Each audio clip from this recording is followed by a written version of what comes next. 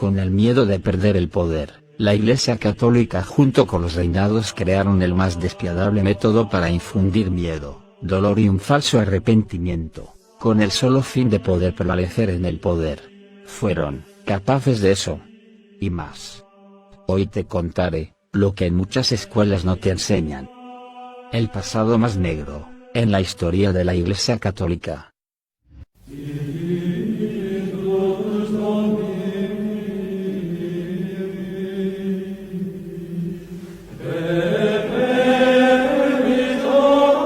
La Santa Inquisición fue un grupo de instituciones dedicadas a la eliminación de la herejía, siendo dirigida por la Iglesia Católica. La herejía, en la era medieval, muchas veces se castigaba con la pena de muerte, y de esta se derivan todas las demás. La Inquisición medieval se fundó en el año de 1184 en la zona de Languedoc, en el sur de Francia, para combatir la herejía. En el año de 1249 se implantó también en el reino de Aragón, que fue la primera Inquisición estatal, y en la Edad Moderna, con la unión de Aragón con Castilla, se extendió a esta con el nombre de Inquisición Española, 1478 a 1821. Luego de no muchos años, se extendió a la gran mayoría de Europa, entre otras partes del mundo. Supuestos actos de brujería, además de no pertenecer a la religión católica, se pagaban con pena de muerte. Pero no cualquier pena de muerte. La víctima era castigada siendo torturada de maneras que están brutalmente fuera de este mundo. Lo que estás por escuchar es tan horroroso, monstruoso, morboso e inhumano que te costará creer que todos estos métodos de tortura fueron hechos en el nombre de Dios.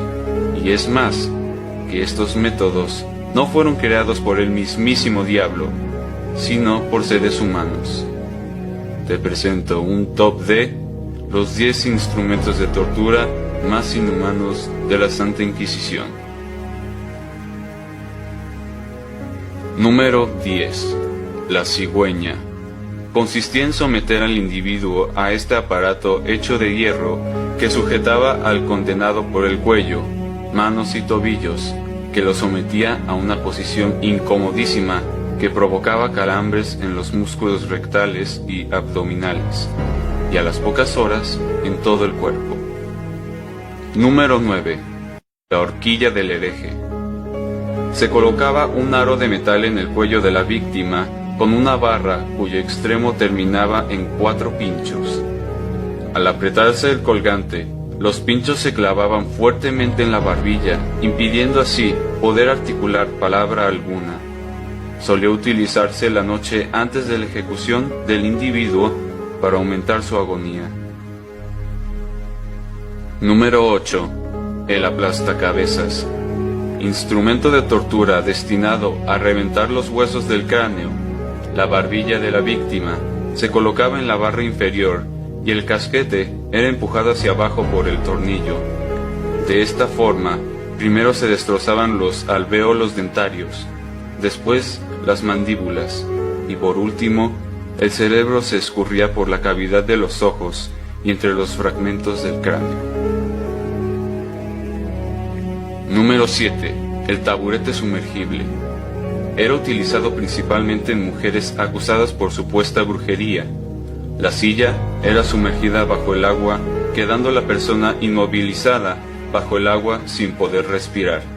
El inquisidor decidía cuánto tiempo debía permanecer el torturado o torturada sumergido.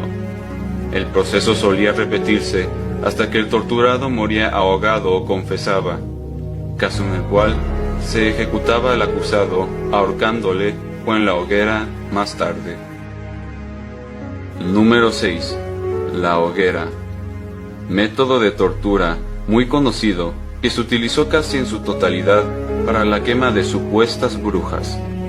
Se exponía a la víctima a los ojos del pueblo atada a un poste. A su alrededor había preparada madera para su posterior encendido, quemando así a la persona estando con vida. Esto nos hace pensar que los inquisidores no eran los únicos enfermos mentales, sino también el pueblo que aplaudía a semejante espectáculo. Número 5. La rueda. El condenado, desnudo, era estirado boca arriba en el suelo o en el patíbulo con los miembros extendidos al máximo y atados a estacas o anillas de hierro. Bajo las muñecas, codos, rodillas y caderas se colocaban trozos de madera. El verdugo daba golpes violentos a la rueda, provocando que se machacaran todos los huesos y articulaciones de la víctima, intentando no dar golpes fatales. Después, dependiendo del tipo de rueda, el procedimiento variaba. Tipo 1. El condenado era desatado e introducido entre los radios de la gran rueda horizontal al extremo de un poste que después se alzaba. Los cuervos y otros animales arrancaban tiras de carne y vaciaban las cuencas de los ojos de la víctima, hasta que ésta le llegaba a la muerte. Tipo 2. El condenado era colgado en una rueda de carro, de manera que los tobillos tocaran la cabeza, para lo cual las piernas debían dislocarse hacia arriba, poniéndose los brazos de manera que recorrieran todo el perímetro de la circunferencia. Después, se enganchaba la rueda en un eje que a su vez se clavaba en el suelo, quedando la rueda elevada y en posición horizontal, con el condenado sobre ella. Número 4. El desmembramiento por caballos. Se ataba una cuerda a cada extremidad de la víctima y a su vez el otro extremo de la cuerda a un caballo.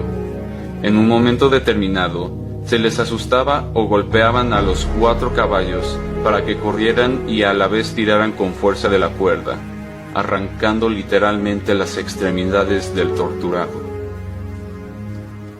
Dentro de este puesto también se encuentra el toro de Phalaris. Se introducía al individuo en el interior de un toro hecho de metal y posteriormente se encendía fuego bajo la barriga del toro. Los gritos de la víctima salían por la boca del toro, haciendo parecer que éste mugía. Número 3. La cuna de Judas. Método de tortura usado generalmente para confesiones. El prisionero era levantado y una vez que era elevado, se le soltaba de golpe para que cayese sobre una pirámide de madera, con punta de acero, provocando heridas en los testículos, la cavidad anal o vaginal. Esto se solía hacer hasta que la víctima confesaba o moría. Número 2. La sierra. El condenado era puesto en una posición invertida, evitando también la muerte por desangramiento y asegurando que la víctima no perdiera el conocimiento. Generalmente, no se perdía el conocimiento hasta que la sierra llegaba al ombligo o incluso al pecho, comenzando en la entrepierna. Era una tortura muy utilizada, sobre todo para supuestamente ajusticiar a los homosexuales. También en España fue un método de ejecución militar. Este método fue uno de los que más me impactaron, ya que pensaba que esto solo se representaba en películas e historias de terror. Me lamenté mucho al saber que realmente esto sucedió, y también pensando en el dolor de las desafortunadas personas que murieron de esa diabólica manera. Número 1. La silla. La víctima debía sentarse totalmente desnuda sobre una silla llena de pinchos. Si el inquisidor lo creía conveniente, podía mandar al verdugo para golpear a la víctima, lo que provocaba que los pinchos entrasen con más profundidad en la piel o incluso, si el asiento era de hierro, mandarlo a calentar para que los pinchos al rojo vivo entrasen mejor en la piel. Ustedes probablemente se estarán preguntando, ¿cómo te puede parecer peor este método que el de la sierra? Porque después de que la víctima recibiera los golpes y los inquisidores ponían al rojo vivo los pinchos y los sujetadores de la silla, los dejaban ahí por días, sin darles nada de comer ni de beber.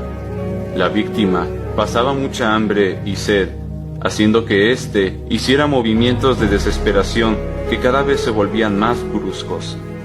La fricción hacía que su cuerpo penetrara aún más en los pinchos, hasta que moría por desangramiento o por hambre o sed. Es increíble saber que estas y muchas más atrocidades se cometieron en verdad, e inclusive en el nombre de Dios. Pero más que ser algo abominable y diabólico, es muy triste saber que gente inocente y no inocente sufrieron de estas maneras. Ni la persona más mala del mundo se merece que le hagan estas y otras atrocidades.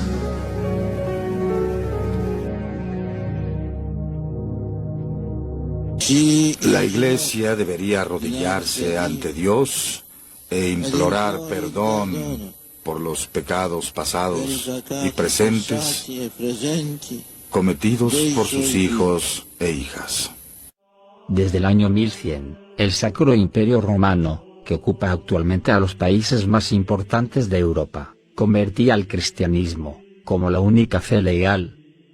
La población en ese entonces vivía con el miedo del duro juicio de la Iglesia, ya que ella era la única que podía decidir la salvación o no, después de la muerte. Con ese miedo y todo, aún así, existían valientes que se atrevían a desafiar la sagrada e inimpugnable doctrina cristiana. La Iglesia y la corona se sintieron amenazados por estos rebeldes de la fe cristiana, y los tacharon de herejes. A pesar de eso, hubieron grupos insurgentes, como los valdenses y cátaros, que desafiaron la fe cristiana, interpretando a Dios a su manera. El primer detonante de la creación definitiva de un método de persecución de la herejía permanente fueron los cátaros. Los cátaros eran el grupo hereje que se mostraba más hostil frente a la fe cristiana, y en el año 1208 una conspiración cátara asesinó a un representante papal que predicaba la fe cristiana. Con esto, el papa en ese entonces, Inocencio III, mandó una cruzada para exterminarlos. En el año 1215 el papa convocó a todos los líderes cristianos, para informarles la creación de una nueva institución para perseguir herejes. En ese entonces, había nacido la Santa Inquisición en Roma. A mediados del siglo XII, el papa Gregorio IX nombró a los inquisidores, que en mayor parte venía de la orden dominicana. Estos inquisidores llegaron a los pueblos de España, Francia, Alemania e Italia. Ya insertados en los pueblos, los inquisidores tenían una red secreta de informadores espías, llamados cleros parroquiales. También confiaban en rumores de la misma población, para acusar a supuestos herejes. Cualquier acusado se convertía en víctima de arrestos e interrogatorios, y para evitar acusaciones falsas, el inquisidor, al comenzar la interrogación de un sujeto, le pedía que nombrara a todos sus enemigos. Si dentro de los enemigos que dijo el acusado se encontraba el denunciante, inmediatamente quedaba absuelto. De lo contrario se proseguía y se interpretaba que la acusación era real. Lamentablemente, era casi imposible demostrar la inocencia, ya que nunca los acusados conocían el motivo real que los incriminaba, en el caso de los inocentes. Los inquisidores constantemente exigían que el acusado diera nuevos nombres de herejes. Si estos no cooperaban a dar nuevas pruebas o nombres, los ataban a la pared y los dejaban sin comida. Por el solo miedo de eso, los acusados en muchas ocasiones daban acusaciones falsas, solo por el hecho del miedo a las repercusiones que traía no cooperar en la investigación. Pero, lo más temido de todo era la tortura, que en la Edad Media se consideraba como un método aceptable, luego de que el Papa Inocencio IV en 1252 lo volviera legal, siempre que hubieran razones para hacerlo.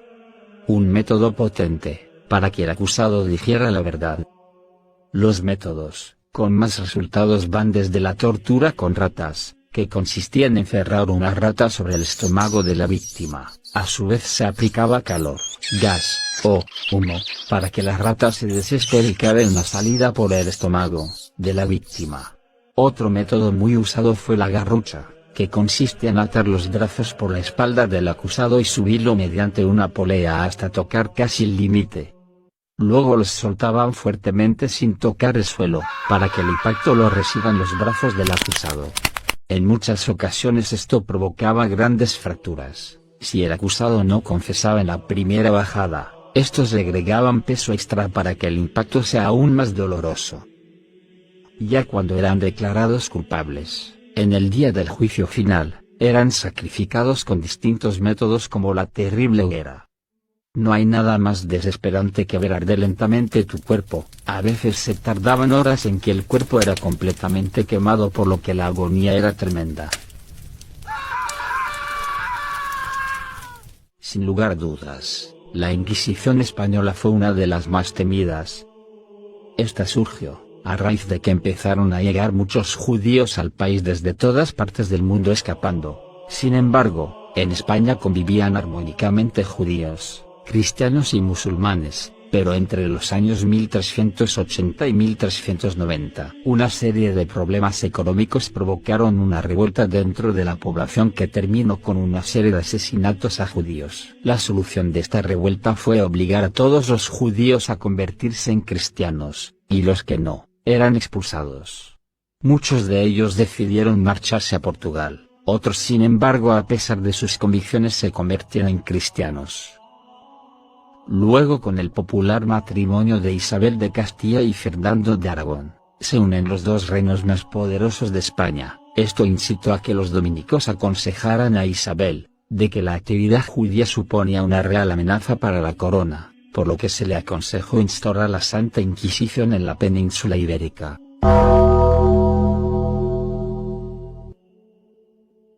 En la Roma de 1517, un monje llamado Martín Lutero, luego de estudiar la Biblia profundamente, se da cuenta que la Iglesia Católica le mentía al pueblo en proclamarse ellos como los únicos en poder otorgar la salvación y el perdón. Para Lutero el perdón venía del real arrepentimiento de la persona, por lo que la Iglesia no era tan necesaria. En ese entonces se forma un gran revuelo, y surge con gran fuerza la Reforma Protestante, que gana adeptos importantes, incluso coronas como la de Dinamarca, Noruega, Finlandia y Suecia. Es ahí, cuando la Inquisición gana al enemigo más reacio de todos, los protestantes. Era cuestión de tiempo de que estas nuevas ideas lleguen al Reino de España. Cuando llegaron se les persiguió de una manera nunca antes vista, ya que una vez acusados no existe el perdón ni el arrepentimiento. Tampoco hacían distinción en la reincidencia. Eran sacrificados igual. Eran quemados vivos en la hoguera familias enteras, incluso niños, ancianos, sin ninguna distinción. En pocos años, la Inquisición acabó con casi todo el protestantismo de España.